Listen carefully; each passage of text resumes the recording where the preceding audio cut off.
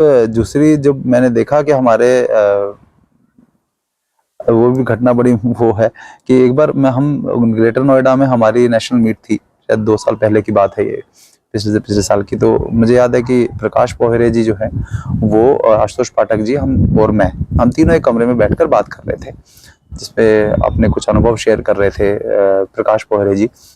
तो हमने कमरे में बैठे जहाँ पे हम जिस कमरे में हम रुके हुए थे, तो रात के शायद 12 बज रहे थे, हम बात कर रहे थे। तो ये अपने लगभग लोगों को अपनी जो भी वर्कशॉप टाइप की करता है या अपने जहाँ भी जाता है, अब लोगों को अब लोग इसको घेर के बैठ जाते हैं। तो रात को 12 बजे इसका खत्म हुआ होगा। ये 12 बजे के लगभग क्या हुआ, हम लोग बात कर रहे हैं, बड़ी गंभीर कुछ बात चल रही है। ये एकदम से दरवाजा खोलता है तेज से, और खुलता है और बोलता है कि मतलब अब सोचिए हम लोग अंदर कोई गंभीर बात कर रहे हैं और ये अचानक कोई दरवाजा खटखटाया नहीं, कुछ नहीं, एकदम से अंदर आता है, दरवाजा खोलता है और बोलता है, आ गए हैं माँ के पूत, कुछ करके दिखाएंगे। अरे करेंगे क्या, मूतेंगे और सो जाएंगे। ये शब्द इसने यूज किए।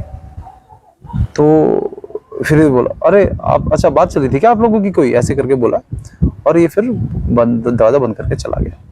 प्रकाश पोहरे जी ने इसको माँ बहन की गालियां निकाली बहुत सारी कि क्या इडियट बेवकूफ आदमी है क्या, इस तरह से, मतलब इसको कुछ समझ नहीं है क्या है, बस जैसा मर्जी चाहे बर्ताव कर रहा है। क्या यहाँ कोई बैठा है, कौन क्या बात कर रहा है, क्या नहीं कर रहा है, और आकर इस प्रकार से ये उल्टा सीधा बकवास शेष सुना के चला जाता है। बोले ये क्या, ये कोई इंटेलिजेंसी वाला काम तो नहीं है ये। तो जब इस तरह का व्यवहार बार बार होता है, और मैं दूसरा कोई भी कुछ ये खाते पीते हैं, कुछ भी करते हैं।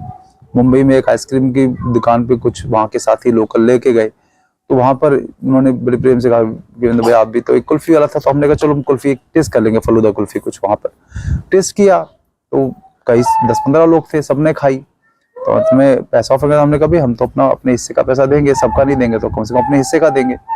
तो उन साथियों ने, जो बेचारे मुंबई के थे साथी, कुछ वो भी नौकरी पेशा लोग थे, कोई बहुत पैसे वाले तो नहीं थे, लेकिन ठीक है उन्होंने, भावना थी उनकी, तो उन्होंने पे कर दिया।